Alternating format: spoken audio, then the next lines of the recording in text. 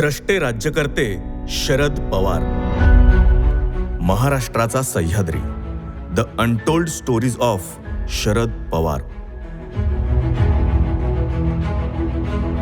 महाराष्ट्रात 1978ला पुरोगामी लोकशाही दलाचं सरकार सत्तेत आलं आणि शरद पवार पहिल्यांदा मुख्यमंत्री झाले. वयाच्या 38व्या वर्षी ते स्वतंत्र भारतातले सर्वात तरुण मुख्यमंत्री बनले.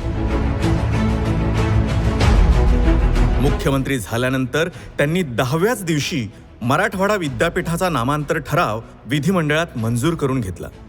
समाजातील काही लोकांनी या ठरावाला विरोध करत हिंसाचार, जाळपोळ केल्यानं त्यांना हा निर्णय स्थगित करावा लागला.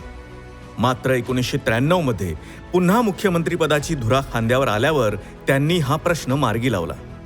त्यामुळेच 16 वर्षांच्या संघर्षानंतर शेवटी 14 जानेवारी 1994ला डॉक्टर बाबासाहेब आंबेडकर मराठवाडा विद्यापीठ असा नामविस्तार अंमलात आला.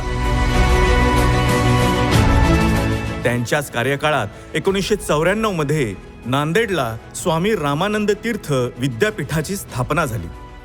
छत्रपती शिवाजी महाराज, महात्मा फुले, राजर्षी शाहू, डॉक्टर बाबासाहेब आंबेडकर या महानायकांचे विचार नव्या पिढीपर्यंत पोहोचले पाहिजेत अशी शरद पवारांची भूमिका होती.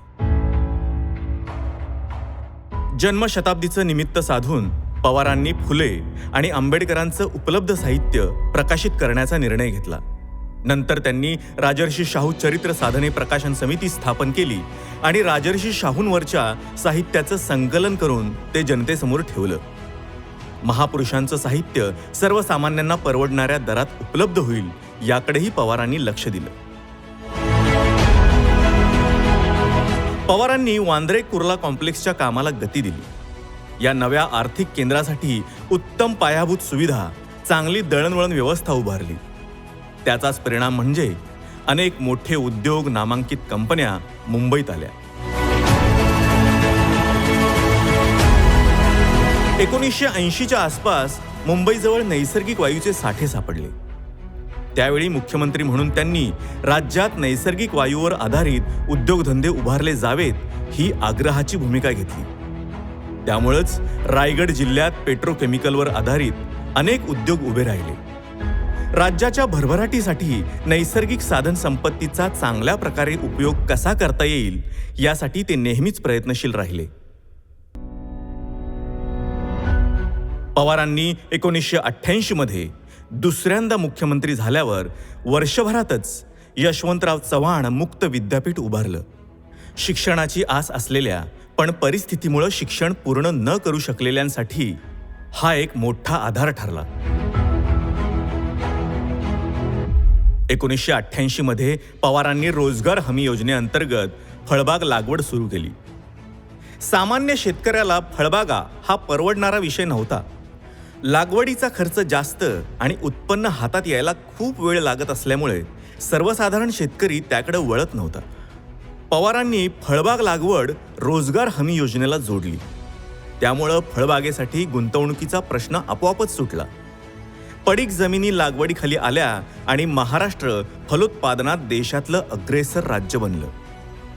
याविषयी बोलताना आंतरराष्ट्रीय ख्यातीचे कृषी संशोधक डॉक्टर MS स्वामीनाथन यांनी शरद पवार हे देशातल्या फलोत्पादन क्रांतीचे जनक आहेत असे गौरवोद्गार काढले. केंद्रातला कर्मचाऱ्यांचा महागाई भत्ता वाढला की तो राज्य सरकारच्या कर्मचाऱ्यांनीही लागू करण्याचा निर्णय पवारांच्याच कारकिर्दीत झाला. 1993 मध्ये चौथ्या वेळी मुख्यमंत्रीपदी विराजमान झाल्यावर पवारांना लगेचच संकटांना सामोरं जावं लागलं. संरक्षण मंत्रिपदाचा राजीनामा देऊन महाराष्ट्रात येऊन त्यांना 1 आठवडाच झाला असेल तोच मुंबईत साखळी बॉम्बस्फोटाची घटना घडली. अख्खी मुंबई हादरली. घटनेचं गांभीर्य ओळखून त्यांनी सर्व प्रशासन यंत्रणा युद्धपातळीवर कामाला लावली. समाजात धार्मिक तणाव निर्माण होणार नाही याची काळजी घेतली. शक्य तितक्या लवकर शहरातील रेल्वे, बेस्ट सेवा, टेलिफोन यंत्रणा, वीज पुरवठा, दूध पुरवठा सुरळीत केला. त्यांच्या प्रयत्नांमुळे 2 दिवसानंतर शाळा, महाविद्यालय, उद्योग व्यवसाय नेहमीप्रमाणे सुरू झाले. बॉम्बे स्टॉक एक्सचेंजचंही यात प्रचंड नुकसान झालं होतं. पण दिवस रात्र एक करून त्यांनी 15,000 टेलिफोन लाईन्स दुरुस्त करून 48 तासात शेअर बाजार सुरू केला. यातून मुंबई पूर्वपदावर आली हा संदेश जगभरात गेला.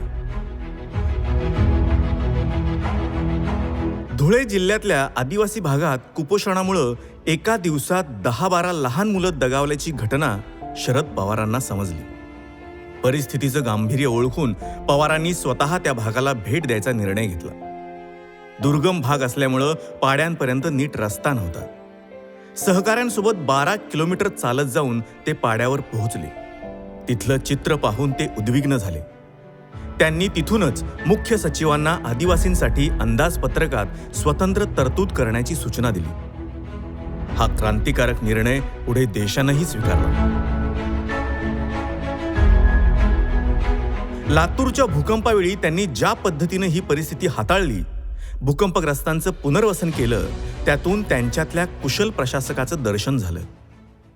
भूकंपामुळं गावाच्या गावं उद्ध्वस्त झाली होती. ढिगाऱ्यांखाली हजारो मृतदेह अडकले होते. त्यातच पाऊस पडल्यानं परिस्थिती आणखीनच चिघळली होती. पवारांनी प्रसंगावधान राखत त्यांचा मुक्काम सोलापूरला हलवला आणि भूकंपग्रस्तांना सर्वतोपरी दिलासा दिला. यासोबतच महिला, कृषी, उद्योग, कला, क्रीडा, साहित्य, सहकार अशा विविध क्षेत्रात त्यांनी भरीव योगदान दिलं. त्याची स्वतंत्रपणे नोंद घ्यायला हवी.